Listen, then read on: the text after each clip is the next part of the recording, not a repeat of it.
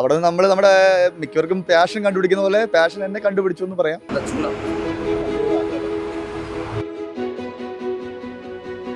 ഉണ്ടാക്കുന്ന പ്രസ് കണ്ട് നേരെ നമുക്ക് ഇവിടെ ലൈവായിട്ട് സർക്കാർ വാങ്ങിച്ചുകൊണ്ട് പോകാം. ചൂടോടെ സർക്കാർ വാങ്ങിച്ചുകൊണ്ട് പോകാം.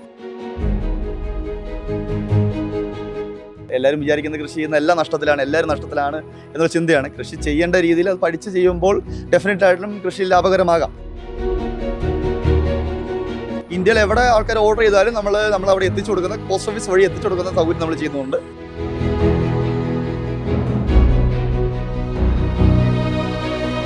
നമസ്കാരം. ബിടെക് പഠനം പൂർത്തിയായ ശേഷം കരിമ്പ് കൃഷിയിലേക്ക്, പിന്നെ ലൈവായി ശർക്കര ഉൽപ്പാദിപ്പിക്കുന്ന കേന്ദ്രം പാലക്കാരൻ മനു മാത്യുവിനെ പരിചയപ്പെടാം.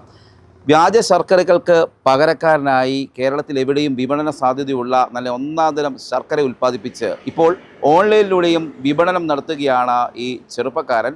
പാലാ തൊടുപുഴ പാതയിൽ നെല്ലാപ്പാറയിലെത്തിയാൽ ലൈവായി ശർക്കര നിർമ്മിക്കുന്നത് കാണാം. കൂടാതെ ഇവിടെ ശർക്കരയുടെ വിവിധ ഉൽപ്പന്നങ്ങളും വാങ്ങുകയും ചെയ്യാം. നമുക്ക് മനു മാത്യുവിനെ പരിചയപ്പെടാം. ഹായ് മനു. ഹലോ. എങ്ങനെയുണ്ട്? തിരക്കുണ്ടോ? ഇപ്പം നന്നായിട്ട് തിരക്കായിട്ട് പോകുന്നു. ഇപ്പോൾ ഓഫ് സീസണാണ്. ഇനിയിപ്പോൾ ഓണത്തിൻ്റെ പ്രിപ്പറേഷൻ തുടങ്ങാറായി ഏകദേശം. ഈ മഴയുടെ ഒക്കെ ഒരു പ്രശ്നമായിട്ട് നിൽക്കുന്നു. മഴ മാറി കഴിഞ്ഞാൽ ഓണം പ്രിപ്പറേഷൻ സ്റ്റാർട്ട് ചെയ്യും. എങ്ങനെയാണ് ഈ ബിടെക് പഠനം പൂർത്തിയായ ശേഷം ഈ മേഖലയിലേക്ക് വന്നത്? ഞാൻ ശരിക്കും ബിടെക് കഴിഞ്ഞിട്ട് എന്തെങ്കിലും ചെയ്യണം എന്നുള്ള ആഗ്രഹത്തിൽ നിൽക്കുമായിരുന്നു. അത് കഴിഞ്ഞിട്ട് ഇങ്ങനെ ഞാൻ ജർമ്മനിക്ക് പോകാൻ നിൽക്കുന്ന സമയത്താണ് കോവിഡിൻ്റെ ഒക്കെ ഒരു ഔട്ട് ബ്രേക്ക് വന്നത്. എന്നിട്ട് ആ കോവിഡ് എല്ലാം കഴിക്കുന്ന സമയത്ത് നമുക്ക് പുറത്തിറങ്ങാൻ പറ്റുന്നില്ല. അങ്ങനെ സ്ഥിതിയിൽ വന്നപ്പോൾ ഞാൻ എൻ്റെ അമ്മാവനും പൈനാപ്പിളിൻ്റെ കൃഷി ഉള്ളതാണ്. അപ്പോൾ ഇങ്ങനെ ഒരു തോട്ടം കാണാൻ ഇടയായി. അങ്ങനെ പാലായിൽ പോയി ഞങ്ങളിങ്ങനെ തോട്ടത്തിൽ നിന്ന് കാണുകയും അത് പിന്നീട് നമുക്ക് എന്തുകൊണ്ടത് വിപുലീകരിച്ചുകൂടാ എന്നൊരു ചിന്ത വരികയും ചെയ്തു. പിന്നെ നമ്മൾ അവിടെ നിന്നാണ് ഇതിന് തുടക്കം തന്നെ പറഞ്ഞത്. ഈ കരിമ്പ് കൃഷി തുടങ്ങിയത് നമുക്ക് ശരിക്കും കരിമ്പ് കൃഷി അല്ലായിരുന്നു. നമുക്ക് ഒരു മാസം പ്രായമുള്ള ഒരു കരിമ്പ് തോട്ടം കിട്ടിയായിരുന്നു. ആ തോട്ടം നമ്മൾ കളഞ്ഞിട്ട് മൊത്തം പൈനാപ്പിൾ ചെയ്യാൻ വേണ്ടിയുള്ള ഉദ്ദേശമായിരുന്നു.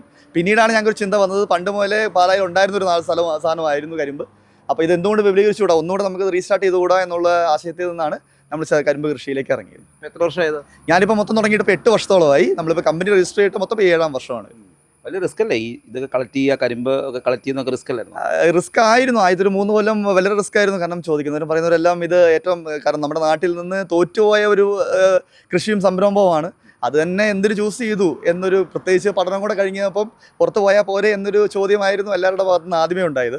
അവിടെ നിന്ന് നമ്മുടെ മിക്കവർക്കും പാഷൻ കണ്ടുപിടിക്കുന്ന പോലെ പാഷൻ എന്നെ കണ്ടുപിടിച്ചു എന്ന് പറയാം. പിന്നീട് നമ്മൾ ഇതിലേക്ക് തന്നെ ഇറങ്ങി. പിന്നെ നമുക്ക് തുടർന്ന് ഇച്ചോടെ വിപുലീകരിക്കാം. ഇതിൽ നിന്ന് മറ്റാരും ചിന്തിക്കുന്നതിനേക്കാളും കുറച്ചുകൂടെ ബെറ്റർ ആയിട്ട് എങ്ങനെ തന്നെ ചെയ്യാം, എന്തുകൊണ്ട് നഷ്ടമായി നമ്മൾ പഠിച്ചു വന്നു കഴിഞ്ഞപ്പോൾ നമുക്ക് ലാഭകരമായി മാത്രം. എങ്ങനെയാണ് ഇവിടെ ലൈവായിട്ട് പ്രോസസ്സിങ് നടക്കുന്നുണ്ടല്ലോ, അതെങ്ങനെയാണ് എപ്പോൾ തുടങ്ങുന്നതാണ്? അതെ, നമ്മൾ നേരത്തെ പാലായിൽ തന്നെയായിരുന്നു സ്ഥാപനം. അവിടെ നമ്മൾ ഈ ഫ്ലഡിൻ്റെ പ്രശ്നവും അങ്ങനെ കാര്യങ്ങളെല്ലാം ഉള്ളതുകൊണ്ട് പാലായിൽ നിന്ന് സ്ഥാപനം നമ്മൾ ഇങ്ങോട്ട് ഒരു 4 വർഷമായിട്ട് ഇങ്ങോട്ട് കൺവേർട്ട് ചെയ്ത് മാറിയതാണ്. ഇവിടെ വന്നിട്ട് നമ്മളിവിടെ കൂടുതലും ചെയ്യുന്നത് ലൈവാണ്, ഓൺലൈനാണ്. ആൾക്കാർക്ക് നമുക്ക് കസ്റ്റമേഴ്സിന് വന്നു കഴിഞ്ഞാൽ ഡയറക്റ്റ്ലി നമുക്ക് ഇവിടെ ഉണ്ടാക്കുന്ന ഫുള്ളി പ്രോസസ്സ് മൊത്തം കാണാം. ഉണ്ടാക്കുന്ന പ്രോസസ്സ് കണ്ട് നേരെ നമുക്ക് ഇവിടെ ലൈവായിട്ട് സർക്കാർ വാങ്ങിച്ചുകൊണ്ട് പോകാം. ചൂടോടെ സർക്കാർ വാങ്ങിച്ചുകൊണ്ട് പോകാം. അതാണ് നമ്മളിവിടെ ചെയ്യുന്നത്. അങ്ങനെ എല്ലാ ദിവസവും കാണുമോ? നമുക്ക് ഓൾമോസ്റ്റ് ത്രൂ ഔട്ട് വർഷത്തിൽ 10 മാസം പണി കാണും. പിന്നെ ഉള്ളത് വലിയ എക്സ്ട്രീം മഴ വരുന്ന സമയത്ത് മാത്രമാണ് നമുക്കൊരു ബ്ലോക്ക് വരുന്നത്. അല്ലാണ്ട് എല്ലാ ദിവസവും തന്നെ ഇവിടെ പ്രൊഡക്ഷൻ ഉള്ളതാണ്. അങ്ങനെയാണ് ഈ ചെറിയ പ്രോസസ്സിംഗ് ഒക്കെ ചെറുതായിട്ടൊന്ന് 2 പേര് ജീവനക്കാരാണല്ലേ, അവരെയൊക്കെ ഒന്ന് നമുക്ക് 28 പണിക്കാരോളം നമുക്ക് മൊത്തത്തിലുണ്ട്. നമുക്ക് ഇവിടെ വരുന്നതിനപ്പോൾ ഞാൻ ഉൾപ്പെടെ ഞങ്ങളിപ്പോൾ 4 പേരോളമാണ് ഇവിടെ വരുന്നത്. ബാക്കിയെല്ലാം നമ്മുടെ തോട്ടത്തിലാണ്. വെട്ടുന്നവരുണ്ട്, പ്ലാൻ ചെയ്യുന്നവരുണ്ട്, അങ്ങനെ കുറച്ച് വിഭാഗം ആൾക്കാരാണ് മൊത്തം വരുന്നത്. നമുക്ക് ഇവിടെ ചെയ്യുന്നതെന്ന് പറഞ്ഞാൽ നമ്മൾ ഫസ്റ്റ് കരിമ്പ് കൊണ്ടുവരും. ഇതേപോലെ നമ്മൾ കരിമ്പ് കൊണ്ടുവന്ന് കഴിയുമ്പോൾ കരിമ്പ് നമ്മൾ പ്രോസസ്സ് ചെയ്യുന്നതാണ് ഫസ്റ്റ് തിങ്. ചീ വൃത്തിയാക്കി നമ്മൾ ജ്യൂസ് ആക്കും. കരിമ്പ് ജ്യൂസ് ആക്കിയ ശേഷം നമ്മൾ 2 ചെമ്പായിട്ട് വരും. പ്രൈമറി ചെമ്പ്, സെക്കൻഡറി ചെമ്പ്, അങ്ങനെ 2 ചെമ്പുകളുണ്ട്. അതിൽ ആദ്യത്തെ ചെമ്പിൽ ഒഴിച്ച് നമ്മളിതിൻ്റെ ചെളി, കല്ല്, മണ്ണ് എല്ലാം വൃത്തിയാക്കി മാറ്റി കഴിഞ്ഞിട്ട് രണ്ടാമത്തെ ചെമ്പിലേക്ക് ഒഴിക്കും. അവിടെ നമ്മൾ ഏകദേശം ഒരു 200-220 ഡിഗ്രിയോളം നമ്മൾ ചൂടാക്കി കഴിയുമ്പോൾ ശർക്കര കട്ടിയായി വരും. ആ ശർക്കര കട്ടിയായുള്ള ആ ഒരു ലായനിയായിട്ടുള്ള രൂപം നമ്മളിവിടെ തോണിയായിട്ടുള്ള വിഭാഗമുണ്ട്. ആ തോണിയിലേക്ക് ഒഴിച്ച് തോണിയിൽ നമ്മൾ ഏകദേശം പിന്നെ നമ്മളിതിൻ്റെ ഹീറ്റിനെ പിന്നെ നമ്മൾ കുറയ്ക്കുകയാണ് ചെയ്യേണ്ടത്. ഹീറ്റ് കുറച്ച് കഴിയുമ്പോൾ ഏകദേശം 60 ഡിഗ്രിയോളം കുറഞ്ഞ് കഴിയുമ്പോൾ നമ്മളിതിൻ്റെ ശർക്കരയാക്കി റൗണ്ടാക്കി ഉണ്ടയാക്കി മാറ്റുന്നു. അതിൽ തന്നെ നമുക്ക് പല തരത്തിലുണ്ട്. ശർക്കര പാനിയുണ്ട്, ശർക്കരയുടെ ജാം പോലത്തെ ടൈപ്പ് ഉണ്ട്, ഉണ്ടയായിട്ടുള്ളതുണ്ട്, പിന്നെ പൊടിയായിട്ടുള്ളതുണ്ട്. അങ്ങനെ 4-5 തരത്തിൽ നമ്മൾ ശർക്കര ഉണ്ടാക്കുന്നുണ്ട്. എവിടെയാണ് ഈ വിപണന സാധ്യത, നിങ്ങൾ എവിടെയാണ് എത്തിക്കുന്നത്? വിപണനം കൂടുതൽ നമുക്ക് ഇവിടെ തന്നെ അല്ല. 70%-80% വിറ്റ് പോകുന്നത് ഇവിടെ തന്നെ ലൈവായിട്ട് തന്നെ പോവുകയാണ്. പിന്നെ വരുന്ന ബാക്കിയുള്ളത് നമുക്ക് കൊറിയറായിട്ട് ഓർഡേഴ്സ് കയറി പോകുന്നുണ്ട്. ഇതേപോലെ നമുക്ക് അതർ സ്റ്റേറ്റിൽ നിന്ന് കയറി വരുന്നുണ്ട്. അതുപോലെ തന്നെ നമുക്ക് ഇവിടെ ഉള്ള പല വലിയ സൂപ്പർ മാർക്കറ്റുകളിലേക്കും എല്ലാം നമ്മൾ ഇവിടെ തന്നെ ഡിസ്ട്രിബ്യൂട്ട് ചെയ്യുന്നുണ്ട്. ഓൺലൈനിൽ കിട്ടുമോ? ഓൺലൈനിൽ നമ്മൾ അവൈലബിൾ ആണ്. നമുക്ക് കൊറിയർ ചെയ്ത് വരുന്നുണ്ട്. നമുക്ക് വീട്ടിൽ സാധനം കിട്ടും. ഇന്ത്യയിൽ ത്രൂ ഔട്ട് എവിടെയാണെങ്കിലും നമ്മൾ സാധനം എത്തിച്ചു തരും. എവിടെയൊക്കെ കൊണ്ടുപോയിട്ടുണ്ട്? എവിടെയൊക്കെ പോയിട്ടുണ്ട്? മഹാരാഷ്ട്ര പോയിട്ടുണ്ട്, ഗുജറാത്ത് പോകുന്നുണ്ട്, കർണാടകയാണ് ഏറ്റവും കൂടുതൽ പോകുന്നത്. ആൾക്കാർ നേരിട്ട് കണ്ട് വാങ്ങുന്നതിനായി വരുന്നുണ്ട്. അത് കണ്ട് വാങ്ങുന്നതന്നെ വരുന്നുണ്ട്. അതിനൊക്കെ റിസ്ക് വന്നിട്ടുണ്ടായോ? ആ റിസ്ക് നല്ല രീതിയിൽ ആദ്യം വളരെ റിസ്ക് ആയിരുന്നു. അതിൽ ഏറ്റവും വലുത് ആൾക്കാർക്ക് ഉള്ളത് ബുദ്ധിമുട്ടാണ് ഏറ്റവും വലിയ പ്രശ്നം. കാരണം ആൾക്കാർക്ക് അറിവില്ലായ്മയുണ്ട്. കൃഷി മൊത്തത്തിൽ നഷ്ടമാണെന്നുള്ളൊരു മൊത്തത്തിലൊരു പ്രതിച്ഛായയാണ് കൃഷിക്കുള്ളത്. എല്ലാവരും വിചാരിക്കുന്ന കൃഷി ചെയ്യുന്ന എല്ലാം നഷ്ടത്തിലാണ്, എല്ലാവരും നഷ്ടത്തിലാണ് എന്നുള്ള ചിന്തയാണ്. കൃഷി ചെയ്യേണ്ട രീതിയിൽ അത് പഠിച്ച് ചെയ്യുമ്പോൾ ഡെഫിനറ്റായിട്ടും കൃഷി ലാഭകരമാകാം. പിന്നെ ആദ്യത്തെ കുറേ കൊല്ലം തുടക്കത്തിൽ ഏത് പ്രസ്ഥാനവും നഷ്ടത്തിലാവുന്നത് പോലെ തന്നെ കൃഷിയും നഷ്ടത്തിലായിരുന്നു. ഈ പറഞ്ഞ പോലെ തന്നെ നമ്മൾ ഫസ്റ്റ് തന്നെ എക്സ്പെൻസുകൾ കൂടുതലാണ്.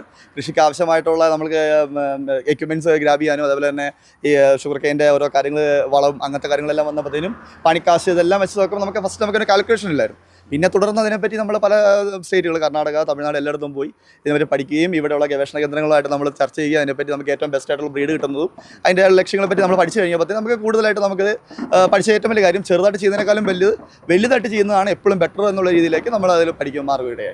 ഈ പ്രൊഡക്ട്സ് ഒക്കെ എന്തൊക്കെയാണ്? നമുക്കിവിടെ ഇപ്പോൾ നമുക്ക് കൂടുതലായിട്ടുള്ളത് നമുക്ക് 6ഓളം തരത്തിലുള്ള പ്രൊഡക്റ്റാണ്. അതിൽ നോർമൽ ശർക്കരയുണ്ട്, പിന്നെ ഈ ശർക്കരയിൽ തന്നെ ജീരകം, ചുക്ക്, ഏലക്ക ഈ 3 കൂടി ഇട്ട ശർക്കരയുണ്ട്. പിന്നെ ഈ 2 ശർക്കരകളിലെയും പൊടികളുണ്ട്. പഞ്ചസാരയ്ക്ക് പകരം ഉപയോഗിക്കാനും അതുപോലെ നമ്മൾ ഈ പലഹാരത്തിനൊക്കെ ചുക്ക് കാപ്പി, അവല്, കോഴിക്കോട്ട് അവല് അങ്ങനത്തെ പലഹാരത്തിനൊക്കെ ഉപയോഗിക്കാൻ പറ്റുന്ന ജീരകം, ചുക്ക്, ഏലക്ക എല്ലാം ഇട്ട ടൈപ്പുണ്ട്. പിന്നെ 2 വേറെ ടൈപ്പുണ്ട്. ഒരെണ്ണം എന്ന് പറഞ്ഞാൽ പാനി എന്ന് പറയും, തേൻ പോലെ വരും. നമ്മൾ പണ്ട് മധുരമേപ്പരല്ല വീടുകളിൽ ഉപയോഗിക്കുന്ന പഴം കൂട്ടി കഴിക്കാൻ നമ്മൾ പുട്ടിനോട് ഒഴിച്ചു വിട്ടാൽ പഞ്ചസാരയ്ക്ക് പകരം ഉള്ള ഒരു പ്രൊഡക്റ്റാണ് നമ്മൾ പാനിയായിട്ട് നമ്മൾ വരുന്നത്. ലിക്വിഡായിട്ട് വരും. പിന്നെ ഉള്ള ഒരു സെമി ലിക്വിഡാണ് പതിയൻ എന്ന് പറയും. അത് ജാം കൺസിസ്റ്റൻസിയിലാണ് വരുന്നത്. അതിൻ്റെ കൂടുതൽ ഉപയോഗം എന്ന് പറഞ്ഞാൽ നമുക്ക് ചെറിയ പിള്ളേർക്ക് കുറുക്ക് കൊടുക്കാം, ബ്രെഡിൻ്റെ ഒപ്പം ഉപയോഗിക്കാം, നമ്മൾ എന്തെങ്കിലും മാരിനേറ്റ് ചെയ്യാം. അങ്ങനത്തെ കാര്യത്തിനൊക്കെ നമ്മൾ ഈ പതിയൻ ശർക്കരയാണ് കൂടുതലും ആൾക്കാർ പ്രിഫർ ചെയ്യുന്നത്. കടകളിൽ നിങ്ങൾ സെയിൽ വ്യാപകമായിട്ട് നടത്തുന്നില്ല? കടകളിലാണ് നമുക്ക് സെയിലുണ്ട്, പക്ഷേ നമ്മൾ ഒരു പ്രൊപ്പോഷനിലാണ് വെച്ചേക്കുന്നത്. ഏകദേശം ഒരു 70-80% സെയിൽ നടക്കുന്നത് ഇവിടെ തന്നെയാണ്. പിന്നെ നമ്മൾ തന്നെ ഓൺലൈൻ നമ്മൾ ചെയ്യുന്നുണ്ട്, കൊറിയർ ചെയ്യുന്നുണ്ട്. ഇന്ത്യയിൽ എവിടെ ആൾക്കാർ ഓർഡർ ചെയ്താലും നമ്മൾ അവിടെ എത്തിച്ചു കൊടുക്കുന്ന പോസ്റ്റ് ഓഫീസ് വഴി എത്തിച്ചു കൊടുക്കുന്ന സൗകര്യം നമ്മൾ ചെയ്യുന്നുണ്ട്. അതിൻ്റെ പുറമേ ബാക്കി വരുന്ന സ്റ്റോക്കുള്ള ശർക്കരകൾ നമ്മൾ കടകളിലേക്ക് നമ്മൾ ഡിസ്ട്രിബ്യൂട്ട് ചെയ്യണം. ഇപ്പം കൃഷി മുതൽ ഈ ആൾക്കാർക്ക് ഇത് സെയിൽ ചെയ്യുന്ന കാര്യം വരെ സെയിൽസ്മാൻ വരെ ആയിട്ട് ജോലി ചെയ്യുന്നുണ്ട്. അതെ, ഞാൻ മൊത്തത്തിൽ ഇപ്പോൾ 6ഓളം തൊഴിലിപ്പോൾ ചെയ്യുന്നുണ്ടെങ്കിൽ അത് നമ്മൾ തന്നെ ഡിസ്ട്രിബ്യൂഷൻ വരുന്നുണ്ട്, നമ്മൾ തന്നെ സെയിൽസ് വരുന്നുണ്ട്, കൊറിയർ വരുന്നുണ്ട്, അക്കൗണ്ട്സ് വരുന്നുണ്ട്. ഈ കാര്യങ്ങളെല്ലാം നമ്മൾ തന്നെ നോക്കുകയാണ് ചെയ്യുന്നത്. എന്നാലും നമ്മൾ കാണുന്നുണ്ട് ഈ പുതുതലമുറയൊക്കെ വിദേശത്തേക്ക് പോവുകയാണ്. അപ്പം എന്നാൽ ഇവിടെ തന്നെ പിടിച്ചിരിക്കാൻ തോന്നിയല്ലോ? അതെ, ഞാനിക്കും ഇവിടെ നാട്ടിൽ നിന്നും ചെയ്യാൻ പറ്റില്ല എന്ന് തോന്നിയതായിരുന്നു. ഞാനും പുറത്ത് പോകാനിരിക്കുമായിരുന്നു. എൻ്റെ പാഷൻ ശരിക്കും പറഞ്ഞാൽ ഓട്ടോമൊബൈൽ ഫീൽഡായിരുന്നു. എനിക്ക് BMൽ ജോലി കിട്ടണമെന്നായിരുന്നു ആഗ്രഹം. അങ്ങനെ പോകാൻ വേണ്ടി ഞാൻ ഇരുന്നതാണ്. ഞാൻ 1 ഇയർ അവിടെ വർക്ക് ചെയ്തായിരുന്നു.